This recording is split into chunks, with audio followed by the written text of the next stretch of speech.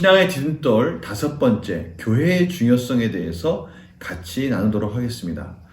이 교회라는 것이 성경적으로 어떻게 세워졌는지, 또 이 교회가 해야 될 역할은 무엇이고, 교회 안에서 이루어지는 그 복된 사역들은 뭐가 있을까에 대해서 오늘 같이 나누도록 하겠습니다.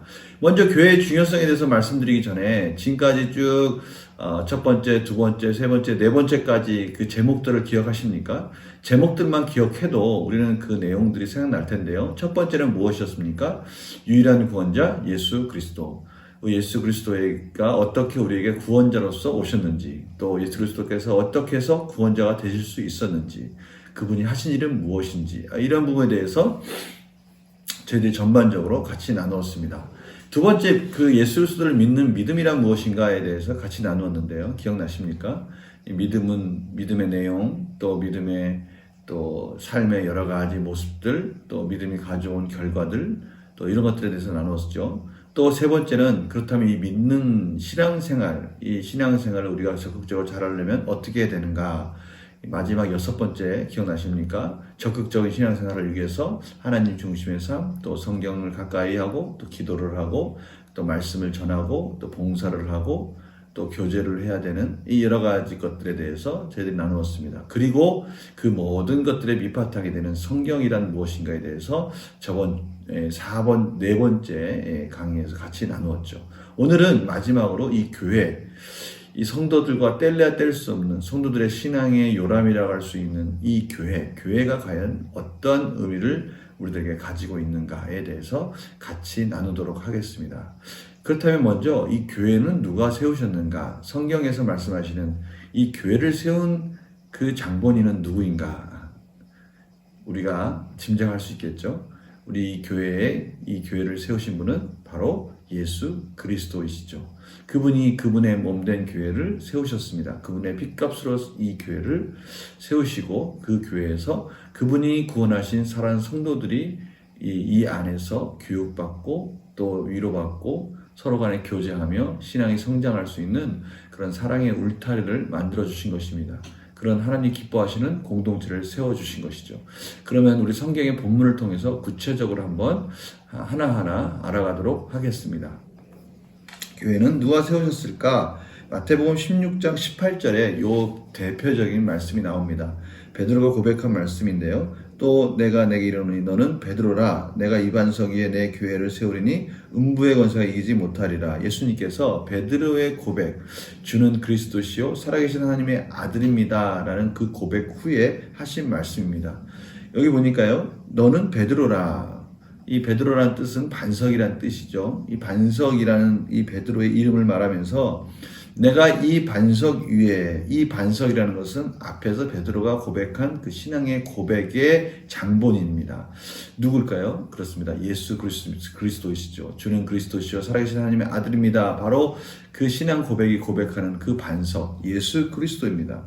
그러니까 오늘 이 교회는 예수 그리스도께서 그분 자신의 그 고백을 하는 그 베드로의 고백에 그 반석이신 그 예수 그리스도께서 친히 모퉁이 돌이 되셔서 이 교회를 세우셨다라고 성경은 말씀하고 있는 것입니다. 오늘 말씀 보니까요. 이 16장 18절 말씀 안에는 예수님께서 어떻게 교회를 세우실 것인지에 대한 것이 쭉 설명되어 있습니다. 내가 이 반석 위에 내 교회를 세우리니 이 반석은요. 앞에 베드로와의 성이 달라요. 베드로는 남성형, 페트로스라면 뒤에 있는 이 반석은 페트라, 여성형을 쓰고 있습니다. 그래서 이 두 개가 다르다는 뜻은 이 반석은 예수 그리스도를 말하는 것이죠. 이 예수 그리스도의 이 위에 내 교회를 세우겠다. 예수 그리스도의 교회를 세우겠다라고 앞으로 이루어질 것에 대해서 말씀하고 있어요. 왜 앞으로 이루어질 것에 대해서 말씀하고 있습니까? 그렇죠. 아직 예수님께서 십자가에 죽으시지 않으시고 그 십자가의 죽으심으로 말미암아 이제 그의 제자들이 세울 그 교회를 말씀하시는 것이죠. 근데 중요한 것이 있어요. 음부의 권세가 이기지 못하리라. 음부의 권세라는 것은 그 유대인들이 말하는 그 사망의 문, 사망이라는 그 육체적 죽음이 결코 이 반석을 무너뜨리거나 세우지 못하도록 막지 못할 것이다 라는 것을 말하는 것이죠. 곧 예수 그리스도의 부활까지도 이 말씀 안에는 포함되어 있는 것입니다. 결국 이 교회는 예수 그리스도께서 음부의 것을 이기시고 부활하신 후에 그의 제자들이 예수 그리스도를 반석으로 삼고 그 베드로의 신앙 고백을 통해서 교회를 세우는 것이다 라고 말씀하시는 것이죠. 에베소서 2장 20절은 그 부분을 좀 더 구체적으로 설명하고 있습니다. 너희는 사도들과 선지자들의 터 위에, 사도들과 선지자들의 터, 그러니까 사도들과 선지자들이 그 쌓았던 그 돌들, 그것은 어떤 돌들입니까? 그렇죠. 예수 그리스도에 대한 증거와 예수 그리스도를 전하는 그 복음을 고백하는 그 신앙의 고백들, 그 예언들, 그 터 위에 세우심을 입은 자다. 그 터 위에, 예수 그리스도의 터 위에 세움을 입었다라는 것이죠. 그리스도께서 친히 강조하신 겁니다. 그 교회는 어떤 교회냐? 그리스도께서 친히 그리스도께서 모퉁이 돌이 되셨다라는 것을 강조하는 것이죠. 이 모퉁이 돌이라는 것은 그 모든 돌들의 그 주춧돌 역할을 하는 겁니다. 그 돌들을 받쳐주는 가장 중요한 역할을 하는 그 돌을 말하는 것이죠. 예수님께서 친히 핏값으로 교회를 사셔서 이 주춧돌, 모퉁이 돌이 되셔가지고 그 교회를 사도들과 함께 든든히 받쳐서 만들었다라고 지금 말씀하고 계시는 것입니다. 그리고요, 이 교회를 위해서 하나님은 또한 목자들을 세웠다라고 사도행전 20장 28절에 고백하고 있습니다. 그러면 이 교회를 우리는 보통 우리가 생각하는 그 교회에 대한 구체적인 그 이름들이 있지 않습니까? 그 이름들이 가리키는 것은 무엇인가? 오늘 고린도전서 1장 2절 말씀에 보면 그 부분에 대해서 설명하고 있습니다. 고린도에 있는 하나님의 교회, 곧 그리스도 예수 안에서 거룩하여지고 성도라 부르심을 받은 자들. 바로 이 부분은 지역교회를 말하는 겁니다. 우리가 흔히 말하는, 우리가 쉽게 말하는 이런 어느 교회야 말하는 그 지역교회가 바로 고린도에 있는 하나님의 교회다. 이렇게 설명하고 있는 것입니다. 또 각처에서 우리의 주, 곧 그들과 우리의 주 대신 예수 그리스도 이름을 부르는 모든 자들. 이것은 또 다른 교회를 말할 수 있겠죠. 지역 교회가 있고요. 또 흩어져 있는 많은 성도들. 그 성도들의 무리를 갖다 또 큰 의미에서 무형교회라고 말할 수 있는 것이죠. 이걸 좀 쉽게 말하면 우리가 고린도에 있는 교회, 그럼 그 지역교회라고 말할 수 있고요. 유형교회라고 말할 수 있고요. 그것은 우리가 눈으로 볼 수 있는 교회라고 말할 수가 있죠.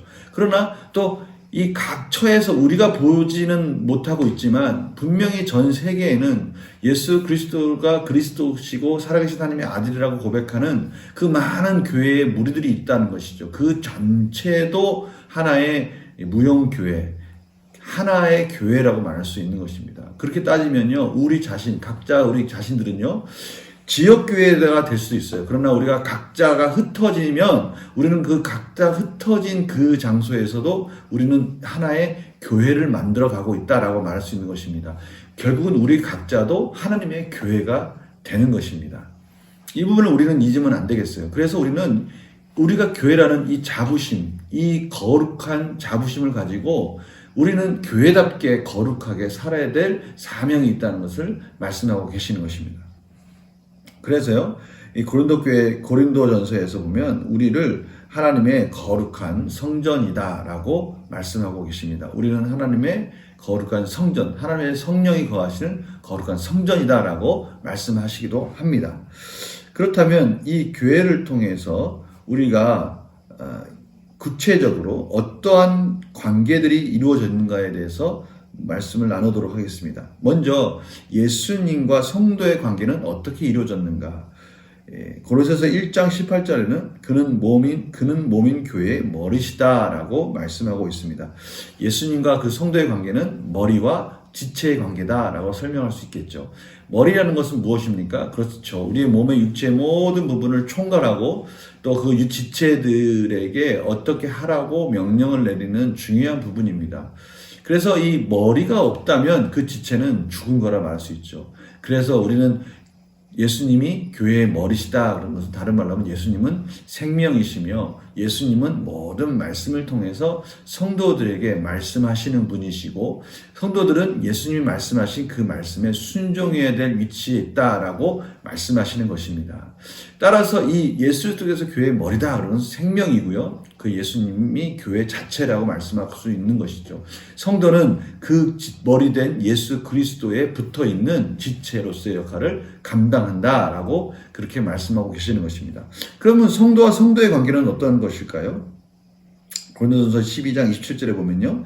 너희는 그리스도의 몸이요 지체의 각 부분이다. 그렇죠. 우리 성도들은 각 지체로서 이 그리스도의 몸에 붙어 있는 겁니다.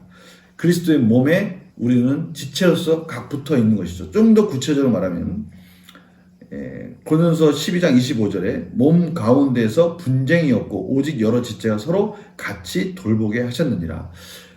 그리스도는 머리시고 몸이시고 우리는 그 지체들이라고 말씀하시지 않았습니까? 그런데 주님께서 이 지체들이 서로 분쟁이 없이 서로 유기적으로 관계를 가지면서 돕도록 만드셨다라고 그렇게 말씀하시는 것입니다. 너무나 놀라우신 말씀 아닙니까? 이러한 말씀들을 통해서 하나님께서는 지체가 서로 부족하고 연약한 부분을 돕는 그러한 유기적인 관계로서의 교제를 하는 관계로서의 그런 역할들을 분담하도록 어느 지체 또한 약해지지 않도록 그렇게 만들어 주셨다라고 말씀하시는 것입니다. 서로 돕는 관계인 것이죠. 우리 지체 중에 연약한 부분이 있다면 그 지체가 연약한 것으로 인해서 우리 몸 전체가 연약해지는 거 아닙니까? 성경에서도 바로 그 부분을 말하는 거예요. 오늘 고린도서 12장에는 그 부분이 이렇게 설명되어 있는 거예요. 예수님께서 몸의 머리로서 그 지체들이 같이 있을 때 예수님이 하나님이 그 지체에 연약한 부분이 있을 때는 그것을 특별하게 보호해 주듯이 이 피부를 보호하기 위해서 우리는 장갑을 껴주지 않습니까? 그것은 연약한 부분을 보호해 주기 위한 거잖아요. 성경은 그 부분을 어떻게 표현하고 있습니까? 각 지체가 연약할 때 그 지체가 더 소중히 여기도록 해주신다는 거예요. 왜요? 그 지체가 온전해져야 그 지체의 일부분이 연약한 부분이 온전해져야 그 몸이 건강해진다는 것을 우리가 깨닫게 해주신다는 것입니다. 이것이 바로 우리가 성도가 성도를 도와야 될, 성도가 성도를 세워야 될 중요한 이유가 되는 것입니다. 너무나 신비한 거예요. 우리의 이 지체가 신비하듯이 이 교회라는 공동체가 그렇게 신비한 서로가 서로를 돕는 정말 아름다운 공동체로 하나님께서 세우셨다고 말씀하시는 것이에요. 그런 관계 속에서 교회가 해야 할 중요한 일이 있다, 사명이 있다라고 말씀하고 있습니다. 그 사명이 뭡니까? 그렇죠. 오늘 보니까요. 마태복음 28장 19절 20절에 그러므로 너희는 가서 모든 민족을 제자로 삼아 아버지와 아들과 성령의 이름으로 세례를 베풀고 내가 너희에게 분부한 모든 것을 가르쳐 지키게 하라. 볼지어다 내가 세상 끝날까지 너희와 항상 함께 있으리라 하시니라. 아멘. 오늘 보니까요. 우리 각자 교회, 우리의 하나님의 제자들, 그 지체들이 해야 할 중요한 사명이 있는데 그것은 모든 민족을 제자로 삼아야 된다라는 거예요. 많은 동사들이 있는데 왜 제자로 삼아야 되느냐에 포커스가 있습니까? 이 우리나라 말씀에는 잘 표현이 안 되어 있지만 이 제자로 삼아라는 부분만 본동사로 되어 있고요. 나머지 건 다 분사예요. 그러니까 이 본동사를 돕는 역할들을 하는 동사들인 것이죠. 그러니까 분사 역할을 하는 겁니다. 가서 제자로 삼고 베풀고 가르치고 지키게 해야 된다는 것이죠. 제자를 삼기 위해서. 그래서 성도들은요. 이 제자로 삼는 과정 속에서 교회에서 이 성도들이 교회에서 안에서 여러 가지 것들을 통해서 훈련받고 또 예배를 통해서 또 하나님의 임재를 경험하고 다시 예배를 통해서 우리의 사명을 갱신하고 언약을 갱신하면서 하나님 말씀 안에서 끊임없이 자라나며 결국은 온 세계를 무대로 해서 온 민족을 제자로 삼는 것이 교회의 중요한 사명이라는 것을 말씀하고 계시는 것입니다. 우리가 이 사실을 잊지 말아야 교회가 더욱더 역동적으로 살아 움직이는 유기체적인 역할을 감당할 수 있는 것입니다. 오늘 이 말씀을 통해서 짧게나마 이 교회에 대한 중요성들을 같이 나누었습니다. 교회는 누가 세우셨다고요? 예수 그리스도께서, 예수 그리스도가 모퉁이 되어서 친히 모퉁이돌이 되셔서 산돌인 그의 성도들을 통해서 교회를 세웠다라고 말씀하고 계십니다. 그렇다면 이 교회는 지역교회와 무형교회로 나눌 수 있고요. 바로 우리가 교회가 될 수 있다라고 말씀을 드렸습니다. 또 이 교회는 서로 간의 지체들 간의 유기적인 관계로서 연약한 성도가 있다면 그 연약한 성도를 세워야 정말 건강한 하나님 기뻐하시는 이 유기적인 공동체가 될 수 있다라고 또 말씀을 드렸습니다. 결국 이 모든 것들을 통해서 성도들은 끊임없이 교육을 받아야 되고요. 말씀을 통해서 훈련을 받아야 되고요. 또 예배를 통해서 하나님의 임재를 경험하면서 언약을 갱신하며 마지막 사명인 모든 민족으로 제자를 삼아야 되는 것이 교회의 사명입니다.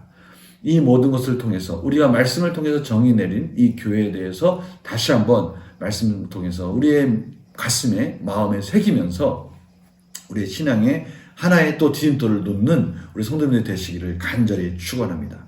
1번, 2번, 3번, 4번, 5번 여기까지 우리가 하나하나 디딤돌을 놓고 이제는 단단하게 신앙의 기초를 놓았습니다. 이제 성도님들은 이 기초 위에 또 성경 통독과 말씀 묵상을 통해서 다양한 또 훈련의 과정들을 통해서 하나님이 기뻐하시는 아름다운 이 공동체를 만들어가는데 초석이 되시기 바라고요. 또 산돌이 되셔서 삶의 또 능력으로 나타나시면서 개인적인 삶 속에서도 행복한 삶으로 이어지는 우리 성도님들의 삶이 되기를 간절히 소망합니다. 이제 다른 성경 통독이나 또 성경 묵상에서 계속 만나도록 하겠습니다. 수고하셨습니다. 안녕히 계세요.